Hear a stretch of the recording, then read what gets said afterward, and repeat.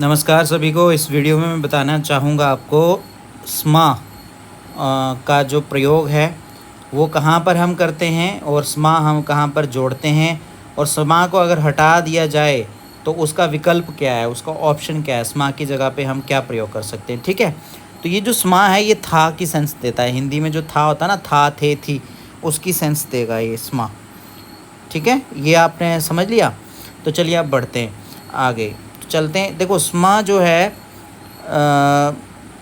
भूतकाल को कैंसिल करने वाला है। भूतकाल मतलब लंग लकार। लंग लकार को अगर हम लोग नहीं याद करना चाहते लंग लकार को, तो हम लोग सिर्फ लट लकार के साथ स्मा जोड़ करके उसका लंग लकार बना सकते हैं। लंग लकार बना सकते हैं मतलब लंग लकार भूतकाल को बताता है। भूतकाल मतलब पास्ट टेंस है ना, पास्ट टेंस। तो पास्ट टेंस बनाने के लिए आपको स्मा जो है वो जोड़ना अगर आ गया तो समझ लो आपका पास्ट टेंस जो है बिना लंग लकार के भी बन गया। देखो कुछ एग्जांपल्स हैं यहाँ पर लिखा है। पुरा छात्राः गुरुकुले वसन्ति स्म। इसका हिंदी में अर्थ यह है कि पूरा मतलब पुराने समय में। छात्राः स्टूडेंट्स, गुरुकुले अर्थात गुरुकुल में, वसन्ति स्म मतलब रहते थे।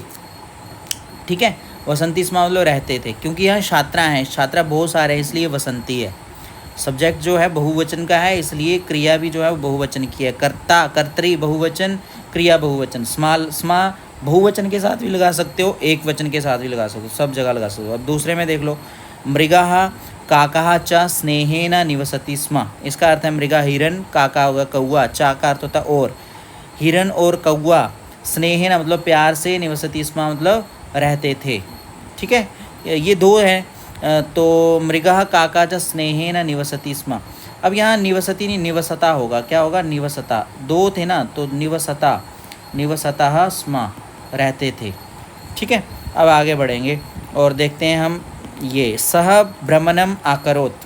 देखो यहाँ लिखा सह भ्रमणम आकरोत, सा का अर्थ होता है वह। ठीक है, भ्रमणम मतलब घूमना, भ्रमणम भ्रमण करना, घूमना। भारत भ्रमण जैसे आपने शब्द सुना होगा, भारत भर में घूमना।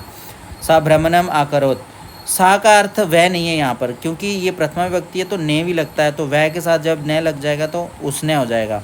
उसने भ्रमण किया, अकरोत मतलब किया, ये भी पास्ट टेंस है, किया, कर लिया।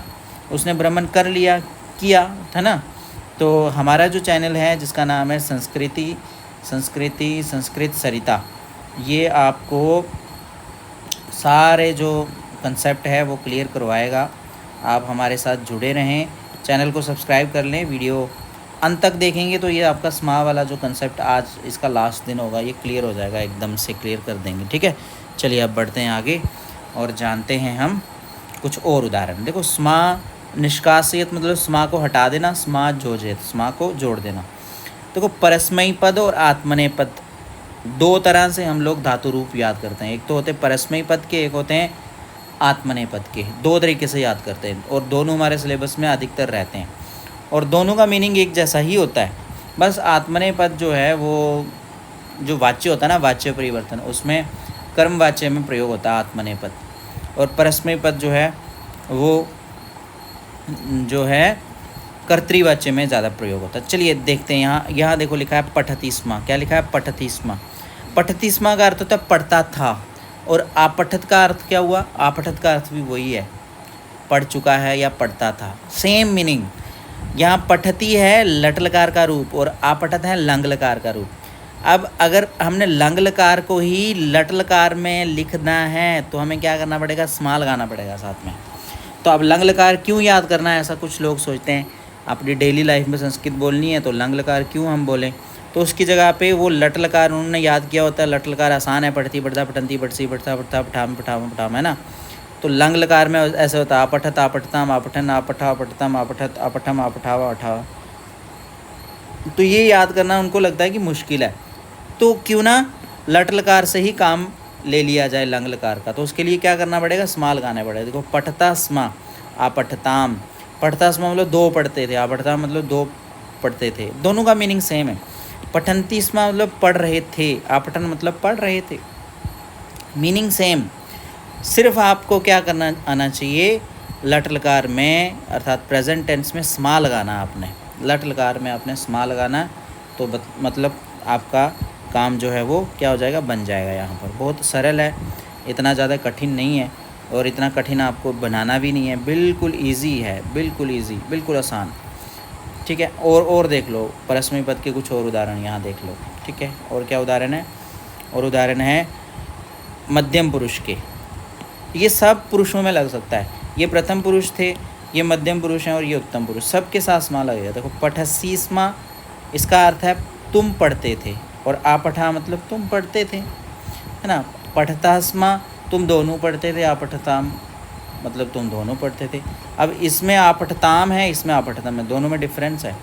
मध्यम पुरुष और प्रथम पुरुष में फ़र्क होता है। पठतास्मा आपठत तुम सब पढ़ते थे, आपठतम तुम सब पढ़ते थे।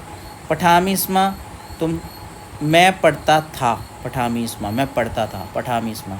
आपठम मतलब उसका मतलब भी यही है कि मैं पढ़ता था। पठावास्मा हम दोनों पढ़ते थे, आपठा मतलब हम दोनों पढ़ते थे। पठामास्मा हम सब पढ़ते थे, आपठामा मतलब हम सब पढ़ते थे। मीनिंग देखा आपने, मीनिंग सेम है। मीनिंग क्या है, सेम, एकदम सेम मीनिंग है। मीनिंग में कोई भी अंतर नहीं है, बस आपको स्मा जोड़ना आना चाहिए, है ना, आसान चीज़। तो इस तरह से ये हो गया परस्मयी पद में। तो आत्मनेय पद में किस तरह से करेंगे, आत्मनेय पद में भी स्मा लगेगा, बस याचते, याचेते, याचनते, ये आत्मनेय पद के रूप चलते हैं। ठीक है, और याचसे, याचे थे, याचद्वे, याचेस्मा, याचावहे, जाचामह। कुछ धातु रूप ऐसे हैं जो सिर्फ आत्मनेय पद में ही लिखे जाते हैं। से यहाँ याचते स्मा है ना, याचते मतलब मांगता था, याचते स्मा मांगता था, दो मांगते थे, सब मांगते थे, तो उसको लंग लकार में कैसे लिखें, आयाचत, आयाचेताम, आयाचंत। मांगता था, दो मांगते थे, सब मांगते थे, मांगता था, दो मांगते थे, सब मांगते थे, बस स्मा लगाना आपने। याचसे स्मा आत्मनेय पद का ज़्यादातर हम प्रयोग नहीं करते हैं, आपको परस्मय पद में ही ज़्यादा बिलीव करना है। इसमें भी अगर आप स्मा जोड़ना चाहते हैं किसमें, आत्मनेय पद के रूप में, तो जोड़ सकते हैं। मध्यम पुरुष में याचसे स्मा अयाचथा, याचे थे स्मा अयाचथाम, याचद्वे स्मा अयाचद्वम, याचे स्मा अयाचे, याचावहे स्मा अयाचावही, याचामहे स्मा अयाचामहे। तो थोड़ा थोड़ा तो समझ आ ही रहा।